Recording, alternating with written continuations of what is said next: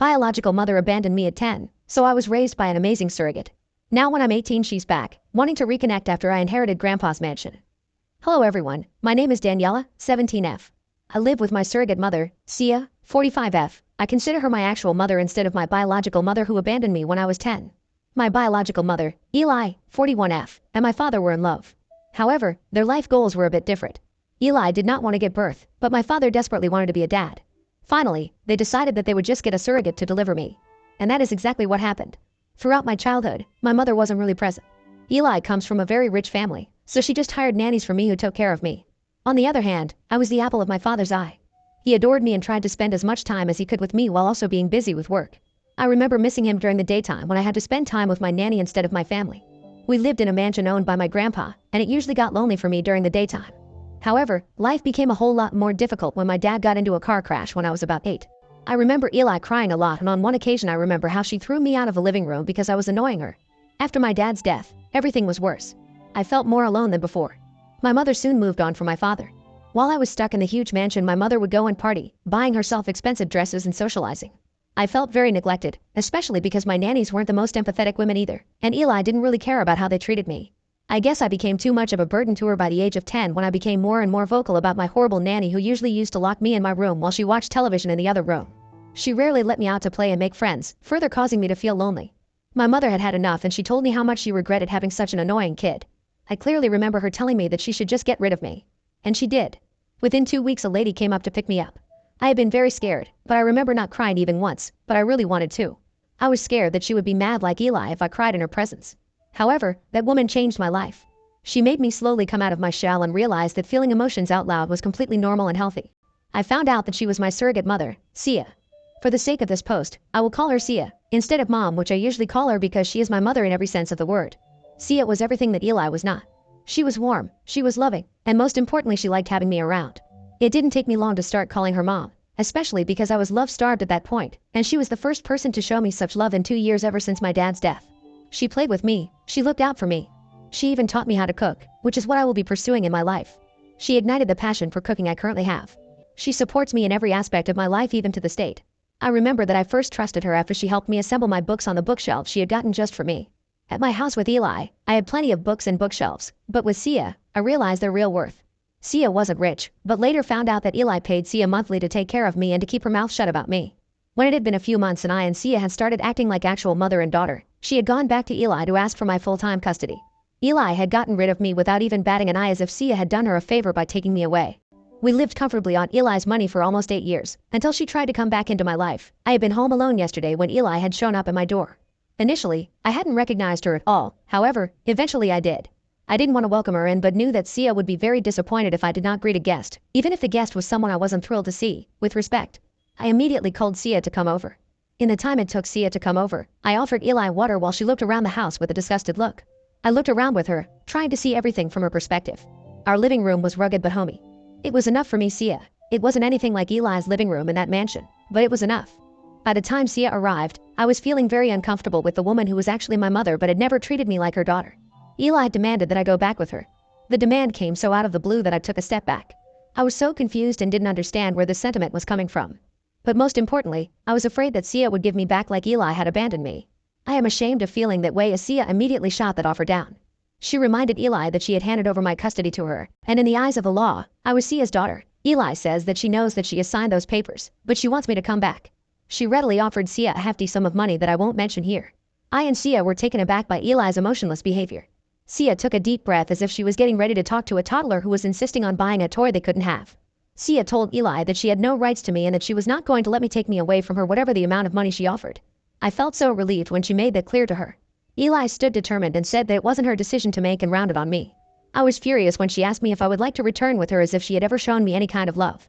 I screamed that no, I would not wish to come back to her. She treated me so badly. She tried to convince me that she had a lot of money and I would live in comfort if I chose to come with her.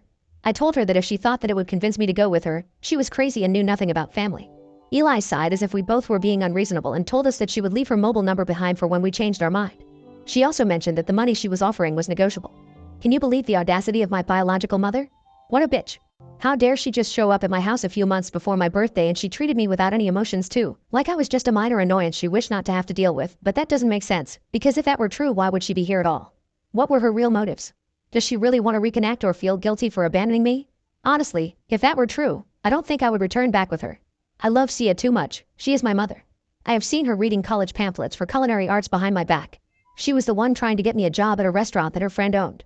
What I mean is, that she is the one who supported me in every conceivable manner. I cannot imagine ever thinking of my biological mother as my real mother. Sia is my real mother in ways that actually matter. Should I be wary of Eli's motives? I wonder what made her show up like that. I am curious, and I hate myself for it. It makes me feel like I am betraying Sia in some way. I feel so guilty for even harboring these feelings. Update. Hello everyone, this is Daniela again. I am here with an update. It has been a week since my biological mom showed up asking for my surrogate mom, who is in all ways my actual mom, to give me back to her. She again showed up, but this time she told me not to call Sia. She claimed that she wished to talk to me face to face. I wasn't sure what to do, but I reluctantly let her in and didn't try to get in touch with Sia.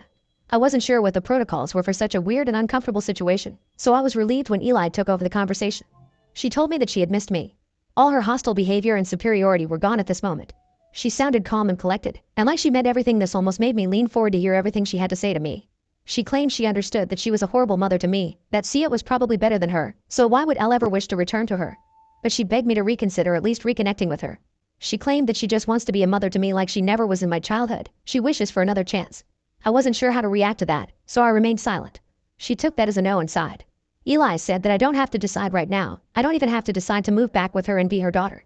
She just asked me to let her reconnect with her and go over the past and the relationship she messed up with me. She invited me to a dinner. She told me to keep it a secret from Sia because she understood that she might not like me hanging out with her, so if I had to keep it a secret she would understand. She just wishes to spend some time with me. I told her that I would think about it. And the truth is that I am curious. Even though there is a part of me that hates me for being curious. But I can't stop thinking about the what ifs. I know Sia treated me well, and I am not thinking about replacing her. No wealth in the world would ever make me leave her. But I want to see what happens with Eli. After all, she is actually my mother. I might never consider her as my real mother, but we do share DNA. Damn, I even look like her. So, I texted Eli that I would come over. She immediately sent me the address and the date and time.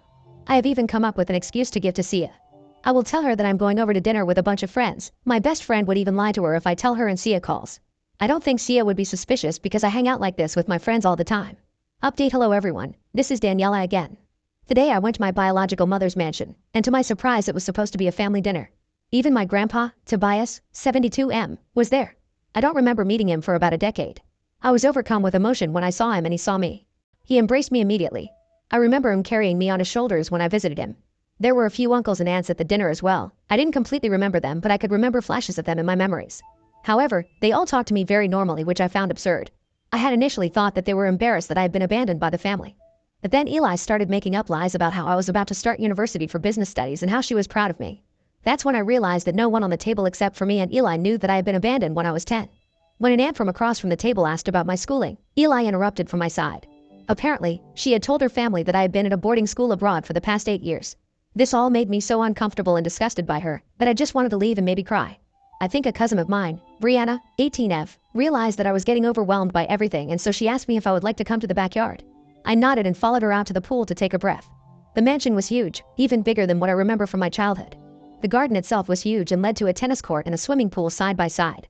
It's hard to imagine why anyone would like to live in this huge house alone. Eli doesn't seem to have a partner, or at least she hasn't introduced them to me, so I am assuming that she lives here alone with some help. Brianna told me that I was so lucky to be living here. I didn't know what to say, so Elle asked what she meant by lucky. She said that Tobias was going to give the mansion to Eli because he wanted to give the mansion to someone with an heir, and he had already let Eli and me stay here after her marriage to my father. He wanted to give the mansion to someone with an heir so that the estate would continue to be inherited by future generations. That's when I realized that Eli was pretending that everything was fine because she wanted to pretend that she still had my rights. I wasn't her heir anymore, so she wouldn't be able to inherit the mansion after Tobias' death. When Eli was married to my dad, Grandpa gave them the estate to her so they could build a family there.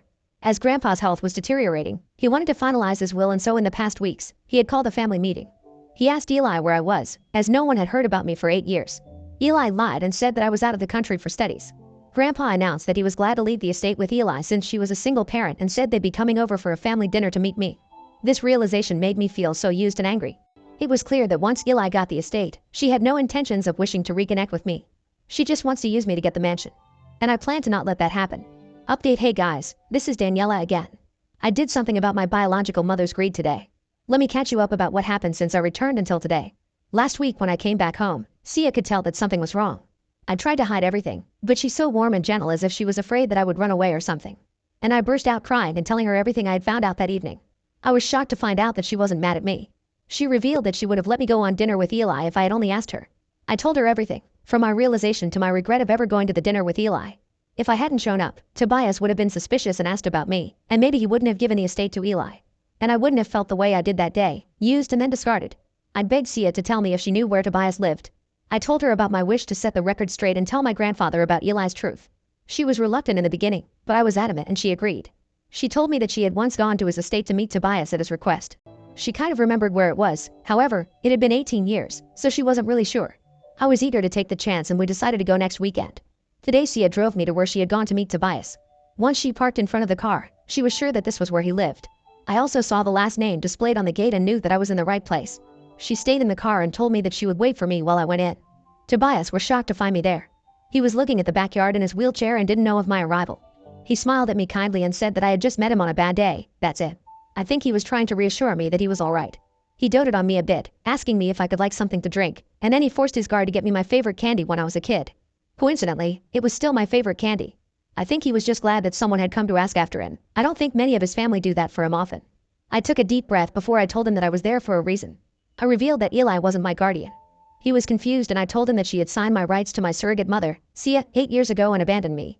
He was shocked to find that out, and insisted that she hadn't done any such thing. She had sent me abroad.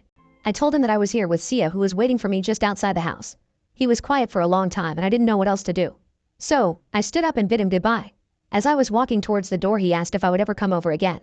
I asked him if he would like that, and he said that he would love to see me come over. We parted with smiles on our faces and a promise to meet again the next weekend. He even promised that he would be a better host that day and walk me around the house and everything. Now that I am home, I am glad that I went over. Even if nothing comes of it, I am glad that I am in touch with someone from my blood family. I would love to reconnect with my grandfather and I can't wait for him to give me a tour of his house. Update: hey everyone, it's Daniela here again.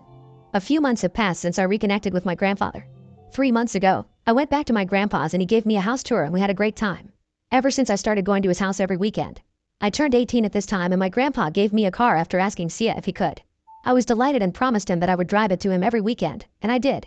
I drove the car he gave me to his house to spend time with him. However, in these 3 months, I saw his health deteriorate weekly. Within the first month of going over, he became wheelchair-bound permanently. In the last few weeks, he was bedridden and could only talk and move his hands. The last time I saw him was a week ago, and he was in a terrible condition. He could barely keep his eyes open. I remember feeling hopeless as I had started to care about him a lot. He was my only blood family who actually cared about me.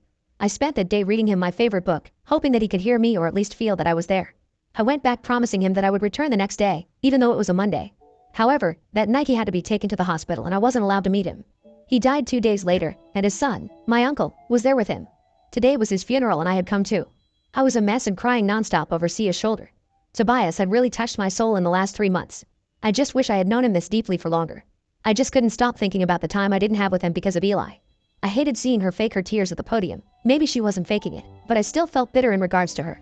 When we went back home, his lawyer was to read the will. I only went back because I wanted to be in his house for one last time. I didn't think I would be allowed to this house after today, so I tagged along. However, the contents of the will were really astonishing and I am glad I stuck around. The lawyer announced that I had inherited Eli's mansion. Eli had been shocked and asked what the lawyer meant. The lawyer told her to be patient, he would get to her. Tobias tortured Eli by not mentioning her until the very last. Tobias left all of his kids and their kids with something, and by the end, everyone was crying. And now it was Eli's turn. The lawyer pulled out another little envelope for Eli and started reciting it. It was a letter written by Tobias to Eli scolding her for her greed. The lawyer announced how Eli had abandoned me because she didn't want to take care of me, and when Tobias had put a condition of having an heir in order to inherit the big mansion, Eli had pretended that she still had my rights. Eli got very angry and turned to physically assault me because she had realized that I had told him the truth. However, the guard of Grandpa's house was nearby and immediately threw her off me even before she could get to me. Eli screamed at me for ruining her life plans. I stayed quiet as the rest of the family gave her dirty looks. The guard let Eli out while she was screaming. While she was being let out, the lawyer told her that she needed to clear out the house within this month itself for me to move in. The whole family apologized to me for not knowing that Eli had done this to me. But I couldn't take this any longer and snuck out of the house with Sia. I feel so happy that Tobias hadn't ignored what I had said to him. He had taken me seriously, and he had done something about it. Update: hello everyone, it's Daniela. I think this will be my last update. It has been 5 months since Tobias' will was read. He had given me his biggest mansion where my biological mother had been living while Eli got nothing. Eli hadn't left the house by the end of the month and the lawyer had to call the cops on her and forced her to leave. I don't know where she went and I didn't try to find out either. For all I care, she could be homeless and I wouldn't care a bit. I have grown a bit closer to a few of my cousins over time. We have been following each other and texting on social media and met a couple of times. I think my uncles and aunts just feel guilty that I was abandoned and put their kids to reconnect with me. I think I feel grateful that they are showing that they care about me. I have also moved into the mansion with Sia. When I am with her in the huge house, it doesn't seem so frightening. We have changed most of the furnishings with the money which was also inherited after my grandfather's death. I miss him dearly. I wish I could have thanked him for everything he did for me. Anyway, I have started college for culinary arts, and it's near my new mansion, which is great because Sia isn't left alone in that huge house like I was when I was a kid. Eli came over once to beg me to let her stay in her house. I reminded her that this wasn't her house. It was my house and I lived here with my real mother. She again tried to manipulate me by talking about reconnecting, but I had had enough of her lies and kicked her out of the house and warned her to never show her face to me. I think that's it. Sia and I have been living happily in the mansion and life is going great. I am currently working towards getting an internship at my dream restaurant. Thank you for reading when I felt like venting. Thank you for the advice you guys gave me at every step.